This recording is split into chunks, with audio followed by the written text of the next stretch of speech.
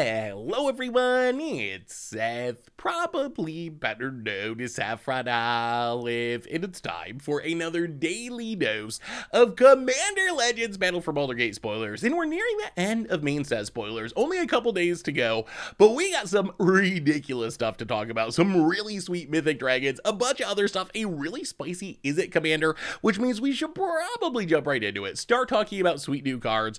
Before we do, a couple of quick reminders. Number one, if you need some Commander Legends cards, you can snag them from our awesome sponsor Card Kingdom over at cardkingdom.com/MTGGoldfish. Number two, to keep up on all the latest spoilers throughout the day, head on over to MTGpreviews.com. Number three, if you want even more awesome Commander content, make sure to check out the MTG Goldfish Commander YouTube. Anyway, let's talk Commander Legends Battle for Baldur's Gate. First up today, we got a pretty splashy red mythic in Storm King's Thunder. Triple red and X instant, and it says when you cast your next instant or sorcery spell this turn, copy that spell X times. You can choose new targets for the copies. So Storm King's Thunder, it might look like a spell copying effect, and I guess it technically is, but I think the best way to think about this card is actually as a finisher. So if you think about just copying a spell, there's way more efficient ways to do this. A 4 Galvanic iteration, 2 mana to copy a spell. Storm King's Thunder, it's going to be 4 mana to copy one spell. The power of Storm King's Thunder is that in the late game, once you got a bunch of mana, you can copy a spell a ridiculous amount of times and essentially just win the game or have some big, huge, splashy turn that's going to be super, super sweet and fun.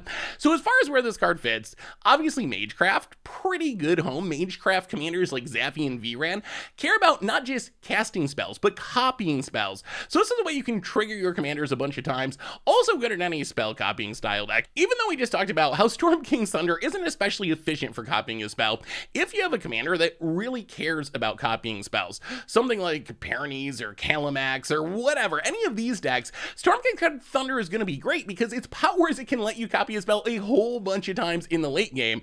Also really good with rampy style commanders, especially rampy spellslinger commanders.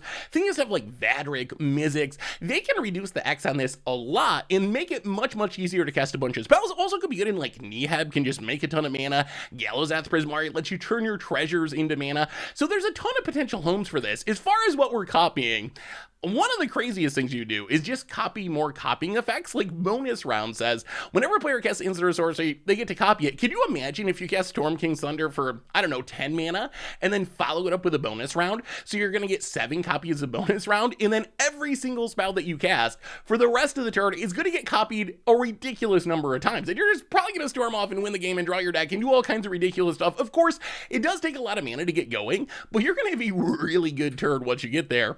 Also works interestingly with ritual effects. You can take Seething Song or Rite of Flame or Mana Geyser and make just an absurd amount of mana if you can copy these spells a bunch of times, and then you have all the mana in the world that you can draw cards with or whatever, find a way to get back your Storm King's Thunder from the graveyard and do it again. So there's possibilities there as well. The main thing to do is probably just take a bunch of extra turns. Like you cast this for 6 mana, 7 mana, followed up with a Time Warp, get 4 turns in a row, 5 turns in a row, use those turns to win the game. Not the most exciting, but probably going to be pretty effective. Plus, I mean, if you want to take the Lightning Bolt in Commander challenge, this is kind of a funny way to get it done. If you can make enough mana, a single Lightning Bolt can burn out the entire table. So Storm King's Thunder, don't think of this as a fork or a spell copying effect. There's better ways to just copy a single spell. Think of this as a finisher in your spell slinger, spell ramp style deck, in your Magecraft deck, in your spell copying style deck. That's where this is going to shine. Casting this for 4 mana to copy a spell once. I mean, if you got to do it, you got to do it. But what you really want to do with this card is get up to 10 mana, 20 mana, cast this with a big X, and then just absolutely go off and have the greatest turn of all time. We also got a new mythic dragon, an ancient copper dragon, a 6 mana 6/5 with flying. It says when it deals combat damage to a player, roll a d20. You create a number of treasure tokens equal to that result. So if you think about this, on average, if you hit someone with Ancient Copper Dragon, you're probably going to make 10 or 11 treasures. That's right around the average. That said, there is risk here. Like, it's possible you hit your opponent in low roll and get a treasure or 2 treasures. It's also possible you high roll and get like 20 treasures. So I think this card is pretty powerful. The easy comparison is Old Gnawbones. Obviously some twists here. Old Gnawbones, more expensive. passive, but it triggers based on damage, and it triggers based on all of your creatures. So you can build a big board, Old Gnawbones, attack with your other stuff without Old Gnawbones being able to attack, and still make a ton of treasures. Ancient Copper Dragon only cares about itself, and it needs to get in combat damage, but if you can do that, it is cheaper, and it can make just as many treasures as Old Gnawbones in a lot of scenarios. So this card seems good in a few places. I definitely play it in a dice rolling deck. Barbarian class kind of combos with it. You can level it up to give it haste, and then you can roll multiple dice to make sure you're going to make a bunch of treasures. Also good in wheel decks. Also pretty cute in myriad style decks. This isn't legendary, so you can myriad it with like Duke Alder, get a copy for each opponent, and then you're going to make a ridiculous amount of treasures because you're hitting with 3 Ancient Copper Dragons. Also, of course, any sort of treasure style deck like Prosper, Agnes, Satora, Magda can even tutor it out, so it's going to be good there as well. I also think this is at least in the conversation in dragon decks, especially dragon decks like Scion of the Ur-Dragon or Zillion of the Crawl that can tutor out dragons, and Zillion even gives the dragon haste so you can get in and hit right away and make a bunch of mana, but I think it's fine in the Ur-Dragon or whatever as well, just as mana fixing ramp spell, fairly efficient for a dragon. There's also some weird combo synergies. If you want to try to go janky with this card, it's a great way to make a ton of treasures to win with Revel in Riches or Hellkite Tyrant, or you can burn people with Reckless Fireweaver or Marionette Master, or you can make an absurd amount of artifact tokens with Academy Manufacturer on the battlefield. So Ancient Copper Dragon, it seems pretty sweet. I don't know if I just run this in any generic deck, but if you have treasure synergies, if you have dice rolling synergies, if you're a dragon deck, Ancient Copper Dragon seems like a really powerful option. Yes, there's risk involved. Yes, you can low roll, but on average, this is definitely going to give you treasures and make it more than worth its 6 mana cost. Speaking of big D20 rolling dragons, we also got Ancient Silver Dragon, an 8 mana 8/8 blue Elder Dragon. It is flying, and whenever it deals combat damage to a player, you roll a D20 and you draw cards equal to the result, and you have no max hand size for the rest of the game. So Ancient Silver Dragon, it's an absurd amount of card draw. Like, on average, again, 10 or 11 cards. That is a ridiculous amount. And if this sticks around, you can do it every turn. A lot of the same tricks we talked about with our last dragon, the red one, work here. You can myriad it or whatever. You can try to haste it into play to get those cards right away. Probably the best comparison for this card is actually like Seagate Restoration because of how it gives you no max hand size for the rest of the game. This isn't an emblem. It's not a temporary ability. If you get in the hit with this, you just automatically have no max hand size. We see this with like Praetor's Council, Seagate Restoration, and that greatly powers up Ancient Silver Dragon. If you didn't have a max hand size, this would be kind of bad because you draw so many cards that you just have to discard most of them, so it would almost be like a looting effect a lot of times rather than an actual card draw effect. But because you get no max hand size, you can roll 20s all you want, draw all the cards you want, and not have to worry about discarding all those cards on your end step. The only problem with Ancient Silver Dragon is 8 mana is a lot, and if you don't haste this into play, your opponents are going to see it coming and kill it. No one wants to let you draw 10 cards, 12 cards, whatever number it ends up being, because that's enough card advantage, it's probably going to win you the game. So I think this card's going to be at its best in decks that can kind of cheat it into play. Sneak Attack, Scion of the Ur-Dragon, Cedrus, you can unearth it, get in a hit, refill your hand. Satoru, you can ninjutsu it into play. I think that's where it's going to shine. Casting this for 8 mana, I guess if you're some sort of Simic ramp deck or whatever, it's probably fine, but that's not where this card's going to be most exciting. It's going to be most exciting where it sneaks into play, smashes, refills your hand, gives you no max hand size, and even if it only sticks around for a turn, that is perfectly fine. It's probably also okay in Ur-Dragon decks. Ur-Dragon does ramp, gets its cost down to 7 mana, and plus drawing cards is never a bad thing in an Ur-Dragon deck. If you want to go more janky with it, you can also play this in some card draw commanders like Kuweza. Just watch you draw a ton of cards, and then you drain people out of the game. Ancient Silver Dragon seems pretty good there. It's just a way to draw a ton of cards. For 8 mana, this is going to draw you as much or more cards than literally any card in Magic, or like 8 Misses. If you want to try to win with 8 Misses, this is a great way where you can attack with both of them, stack your triggers in a way so you draw a ton of cards with Ancient Silver Dragon, hopefully you have the right mana values to win the game, or maybe there's some Niv Mizzet Dragon deck that takes advantage of drawing cards to ping your opponent down. Ancient Silver Dragon could fit there as well. So I like Ancient Silver Dragon. 8 mana does mean it's a lot to play fairly, but if you can get this going and untap with it or cheat it into play, it is a absurd amount of card draw, and it Commander, the two most powerful things you can do are ramp and draw cards, and while Ancient Silver Dragon might not ramp you, it does a great job of drawing cards. Speaking of massive dragons, we also got a green one in Earthquake Dragon, a 15 mana 10/10 elemental dragon. This says this spell costs X less to cast, where X is the total mana value of dragons you control. It is flying and trample, and you can pay 2 and a green, sack a land to return it from your graveyard to your hand. So Earthquake Dragon, it's kinda almost like a Golta version of a dragon, and honestly, I'm not that impressed with this card. I know. You play a bunch of dragons, this is gonna be a 1 mana 10/10 or whatever, so you could definitely jam this in any random dragon deck, but really, it's just big, and things that are just big, even if they are evasive, just don't really excite me in Commander. In Commander, you want enter the battlefield triggers and death triggers and stuff like that, not just big random bodies. So will people jam this in the Ur-Dragon or Sign of the Ur-Dragon or whatever? Yeah. Is it pretty cute in Miriam where you can get 2 of these potentially for 1 mana? Then that's actually like a legit amount of power, and I might actually play it in Miriam, unlike the other dragon tribal decks. So I think people probably play it, but honestly, I think it's going to be one of the worst dragons in your deck. It is cute that you can get it on the battlefield super quickly with Scion of Draco. You can play Triomes and then get Scion of the Draco down for 2 mana, and then you can Earthquake Dragon for 3 mana. So if you just want to go like weird dragon stompy, this is a way that you can add a lot of power to the battlefield early in the game, but still 1 Wrath, 1 Swords to Plowshares, 1 whatever is going to undo all this work, and these cards aren't generating any value if they die. The thing I do kind of like about this card is maybe sacrificing it for value. If you can get its cost down, maybe in like a Zatora deck, you can fling this for a lot of damage at your opponent's face. You can also Momentous Fall it, Greater Good it to draw a lot of cards. If this is a 1 mana 10/10, there are some synergies there. So that's probably where I'm most hyped about this card. So I don't know, if you want a big stompy dragon, this is going to be cheap in a dragon deck. Just keep in mind, all it really is big and cheap. It's not enter the battlefield triggering, death triggering, any of that kind of stuff. We also got Eldritch Pact, a new expensive black card draw spell. 7 mana, sorcery, says target player draws X cards and loses X life, where X is a number of cards in that player's graveyard. So this kind of compares to Peer into the Abyss, another massively expensive but hugely powerful card draw spell. Peer into the Abyss has someone draw half their deck and lose half their life. The main difference here is Peer into the Abyss gonna draw way more cards, most likely. Gonna be hard to get 40 cards in a graveyard. On the other hand, Eldritch Pact can actually kill people, which Peer into the Abyss can't, because Peer into the Abyss only makes someone lose half their life.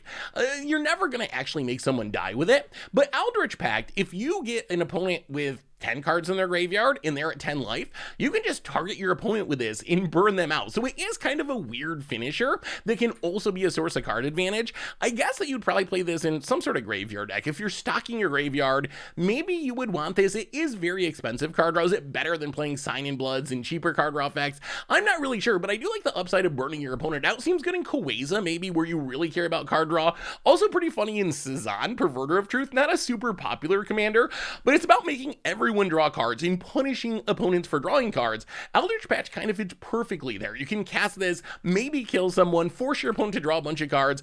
It also kind of compares to like a weird Sorin's Vengeance or something. It's this huge burn spell. There's going to be some inconsistency. It does depend on your opponents having cards in the graveyard, but if you run into a graveyard player, a self-mill player, this can just be 7 mana, kill that opponent if it resolves. So Eldritch Pact, I think it's probably worse than Peer into the Abyss in most decks, but I do like the potential upside of maybe using it to burn someone out of the game by surprise and getting that sneaky direct damage card draw win.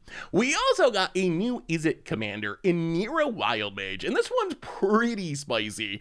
It's a 6 mana Izzet 2/7 human elf shaman. I believe the first ever Izzet Elf, and it says when you cast a spell, you may put it on the bottom of its owner's library. If you do, reveal cards from the top of your library until you reveal a non-land card. You can play that card without paying its mana cost, put the rest on the bottom of your library in a random order. This ability triggers only once each turn. So worded a little bit weirdly, but it's essentially like a weird Izzet Rashmi. You gotta pay more mana for Neera, but you get an upside. Rashmi, it only reveals the top card of your library, and if you don't hit a spell there, you're just putting it in your hand, which is kind of a bummer. Neera is always gonna find you something. It's gonna cascade essentially into a non-land spell, which means once you get this on the battlefield, you can potentially cast a 1-mana spell and end up with an Omniscience, end up with an Expropriate, some massive game-ending effect, and this does trigger every turn, not just on your turn. You can only trigger it on the first spell you cast, but it is going to trigger on your opponent's turn, so if you got instants in your deck, which is probably the easiest way to power this up,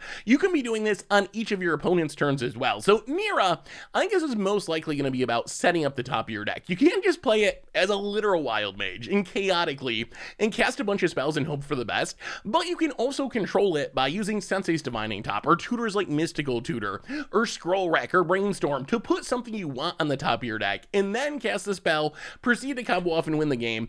Also has some sneaky synergy in a couple of places. One is in Mishra Artificer Prodigy decks. Mishra, kind of a classic jank commander because it's worded in a way that you wouldn't think would work in Commander because it cares about having multiples of the same card in your deck, but with Neera, it actually works really well. You can cast an artifact and put the artifact on the bottom of your library with Neera's ability, get a free spell with Neera, and then Mishra can tutor up the artifact that you cast and put it on the battlefield anyway. So I think that's an auto-include. If you are taking the Mishra challenge, Neera's going to be one of the best cards in that deck. There's also some weird combo potential here, especially with Displacer Kitten. So Displacer Kitten, when you cast a non-creature spell, you get to blink something, and this can do two different things. First, and most obviously, it resets Neera. Remember, Neera only triggers once each turn, but if you can blink Neera, it's technically a new version of Neera whose ability hasn't triggered, so that means you can have Neera out, cast a Brainstorm, blink it with Displacer Kitten, get your free spell with Neera, put your Brainstorm on the bottom, and then you can cast a Ponder, some other cheap cantrip, which will again trigger the Neera because it's a new Neera to get you another free spell, and then you can blink Neera again, so you can kind of storm off that way. There's also an even weirder synergy here, where if you can have your deck be mostly or all non-creature spells and get this set up, you can use Displacer Kitten and Neera to find really any spell in your deck, because how this works on the stack is, let's say you cast a Brainstorm. What you can do is Displacer Kitten to blink the Neera, so it's going to be a new version of Neera, and then Neera's ability is going to resolve, where you put the Brainstorm to the bottom and cast a new spell. Neera doesn't say when you cast a spell from your hand, so this is actually going to allow Neera's ability, casting the spell from your library, to trigger itself, so then you get this new spell from your deck at random, and you can do the same thing. As long as it's a non-creature spell, you can look at that spell and be like, do I want this one? Do I not want this one? If you don't want this one, well, then you can take and put it on the bottom of your deck, use Displacer Kitten to blink your Neera again, cast a new random spell from your deck, take a peek at that spell and be like, okay, do I want this one or do I not want this one? If you want that one, let it resolve. If you don't want that one, well, do it again. Here's ability is going to trigger herself again, so you can just keep going through your deck until you find your Omniscience or your Expropriate or whatever big thing you're looking to win the game. Of course, once you hit a creature spell with Neera's ability, it will fizzle this combo. So if you want to go truly infinite with this, you would have to have Displacer Kitten be the only creature in your deck. Although even if you got a few other creatures, like, you can dig pretty deep with Neera to try to find what you want using this synergy. So Neera, I mean, I think it's a pretty powerful card. Rashmi's very powerful. This is more mana, but it is a better ability once it is actually on the battlefield than Rashmi. So if you like slinging spells, doing chaotic things, or trying to break the randomness by controlling the top of your deck, Neera actually looks like a really fun commander to build around. We also got a new vehicle in Mighty Servant of Leuk-o, a 3-mana 6/6 vehicle with Crew 4 and Trample and Ward of Discard a card, and it says, when it becomes crewed for the first time each turn, if it was crewed by exactly 2 creatures, it gains when this deals combat damage to a player, draw 2 cards until end of turn. So Mighty Servant of Leuk-o seems like a nice upgrade for vehicle decks. If you're playing Depala, Katori, Greasefang, Shikori, any of those commanders, throw it in the deck and it's going to be pretty good. There's really not much to say about this card. The ward is nice, the trample is nice, it can generate card advantage, it has crew 4, but if you're a vehicle deck, you're going to have ways to get around that. The only thing I really wanted to mention is that crew by exactly 2 creature thing actually isn't much of a drawback. Let's say you got a Greasefang on the battlefield and a Sram on the battlefield, and Greasefang's got 4 power, so it can crew Mighty Servant of Leuk-o by itself. That actually doesn't mean anything. You can still tap your Sram and crew it with 2 creatures. because what crew actually means is tap at least this amount of power. So if you want to, you can have a single vehicle and tap your entire battlefield full of creatures, hundreds of powers worth of creatures to that one vehicle if you want to. So as long as you have at least 4 power between 2 creatures, you're going to be able to turn on Mighty Servant of Leuk-o, and when you're hitting with this and drawing cards, that's actually pretty powerful. Drawing 2 on a 6/6 Trampler seems nice. So Mighty Servant of Leuk-o, I don't think it's good enough for just a generic deck, but if you got vehicle synergies, actually a pretty solid upgrade. We also got, speaking of artifacts, Frayed Rope, a really weird new pseudo-wrath 4-mana artifact. When it enters the battlefield, you put a rope counter on target creature you control, and at the beginning of each player's upkeep, they can pay 2. If they do, they put a rope counter on a creature they control. Otherwise, exile Frayed Rope in each creature without a rope counter on it, and then remove all rope counters from all creatures. So essentially, you play this, you put a rope counter on one of your creatures, on your next opponent's turn, either they pay 2 and put a rope counter on one of their things, or the whole board, except for your creature with the rope counter, ends up getting wrathed away. Actually exiled, it's even better than wrathed. So this is just going to keep happening until eventually someone doesn't pay the 2, and then the board gets wrathed. Is this card actually good? Probably not. I mean, if you want a colorless wrath, there's Boompile, there's Perilous Vault, there's Neveneral's Disc. It is nice that Frayed Rope doesn't come into play tapped and can protect one of your creatures. The downside is it's not guaranteed to wrath. Like if an opponent has a bunch of stuff on the battlefield, they can just pay the 2 and keep it going. So it's not guaranteed to sweep away the board. I think if this card sees play, it's probably going to be in colorless decks that are just maybe a little desperate for a sweeper. You get all this dust, you got Boompile, but maybe you want an additional wrath in your Kozilek decks or Traxos deck or Karn deck. Then I guess this could serve that purpose. Also maybe like mono blue artifact decks if you really want to squint. Blue isn't a great sweeper color. If you need another artifact-based sweeper in your Urza deck or Emery deck or Psy deck or Akrum Dakeson deck, maybe Frayed Rope could be in play there. But mostly, I think it's a fun flavor card. I don't think this is going to be a super powerful card, but it is kind of interesting how it plays, and it has some nice political aspects, trying to talk people into paying or not paying for the good of the table. I like the design of the rope fraying and people frantically holding onto it, but I don't think it's especially powerful. We also got Astarion's Thirst, a 4-mana instant that says exile target creature, put X+1/+1 counters on a commander creature you control, where X is the power of the creature exiled this way. So Astarion's Thirst, in a generic deck, it's just not good enough. If you want to exile a creature, you can do that for free with Deadly Rollick, or for 2 mana with Baleful Mastery. If you just want to kill something and don't care about exiling, Black has so much good targeted removal that it's hard for me to imagine playing this 4-mana spell. It's just too much mana. On the other hand, I am interested in this in specific Voltron style decks, like in Skithiryx, for example. This card's probably insane. You have Skithiryx, you can exile a creature that has at least 6 power, and then all of a sudden you have a 10 power Infector that can just one-shot someone. Or maybe Yargle, Skullbriar, since it keeps the counters and is kind of Voltron-y, could be another option. So I think that's where this card fits. So don't just play this in your random Black deck. It's not worth it. It's not going to generate enough value. But if you really care about growing your commander and growing it with counters, then I think this is close enough that you're okay with playing a slightly less efficient removal spell because it's supporting the theme of your deck. We also got Intellect Devourer, a new horror, a brainy horror. 4-mana 2/4. When it enters the battlefield, each opponent exiles a card from their hand until it leaves the battlefield, and then you can play lands and cast spells from among the cards exiled with it, and spend mana of any color to cast it. So Intellect Devourer is like a weird twist on a Siphon Mine. When you think about what this card does, it comes into play, each opponent discards a card, you essentially draw those cards. The downside is, it only works while it is on the battlefield. If Intellect Devourer dies,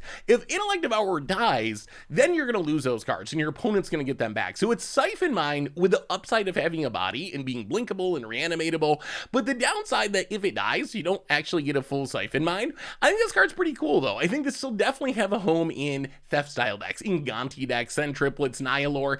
If your gimmick is stealing your opponent's cards and playing them, Intellect Devourer is a pretty sweet new option. Also, maybe worth considering for Prosper. I feel like so many things work with Prosper these days, but technically you're casting cards from exile when you cast the cards under Intellect Devourer, so then you get your treasures with Prosper and do that snowball-y thing. So Intellect Devourer, I like this card a lot. It seems fun. I like stealing my opponent's cards. Siphon Mind is a really powerful card draw spell, and this kind of compares to it. Just keep in mind there is risk that if this doesn't stick on the battlefield, the whole thing falls apart. As far as reprints today, honestly, not much to see here. Like, some stuff that'll round out limited, but nothing of value. And I gotta say, honestly, we're getting near the end of spoiler season, and I'm a little disappointed with the reprints we've seen so far.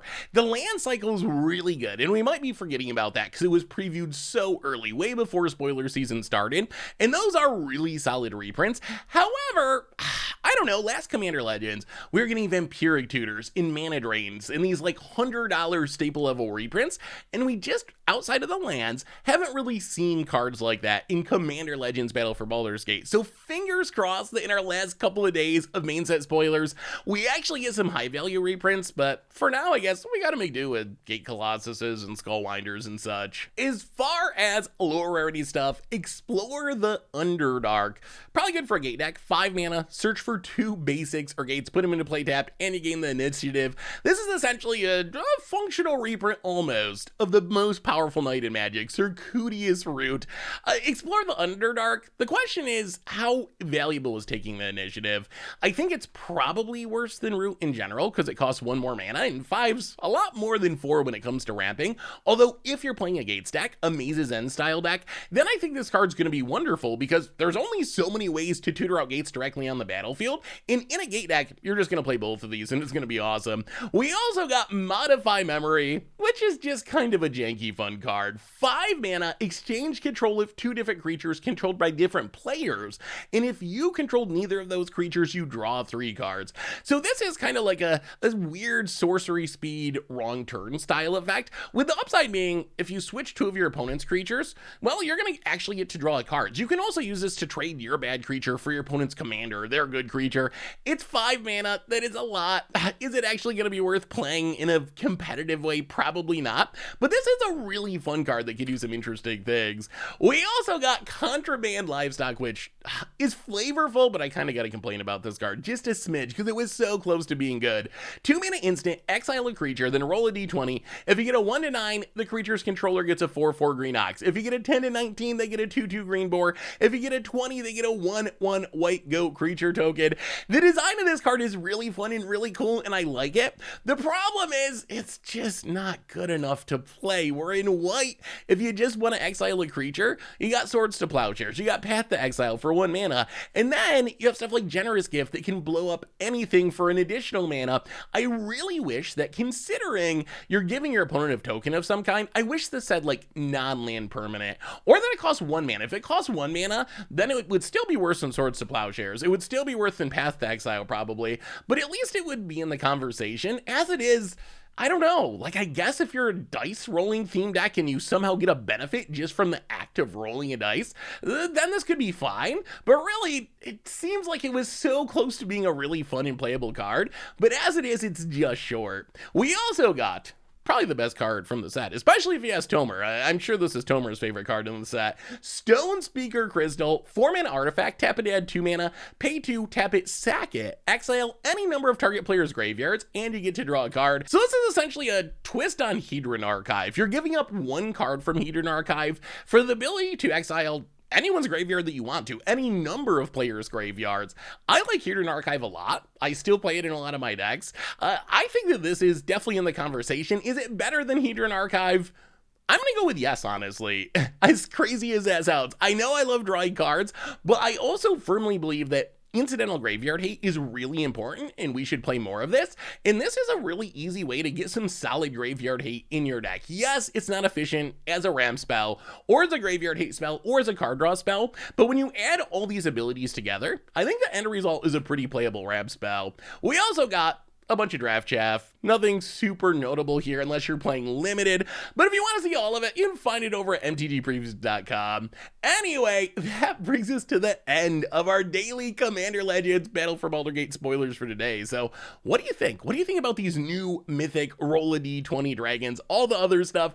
Let me know in the comments. Thanks for watching, everyone. I hope you all enjoyed it, and I'll be back tomorrow with more daily Commander Legends spoilers. So until then, have a spectacular spectacular day, and I will talk to you soon. Thanks for watching the video. If you enjoyed it, help us out by clicking that like button down below.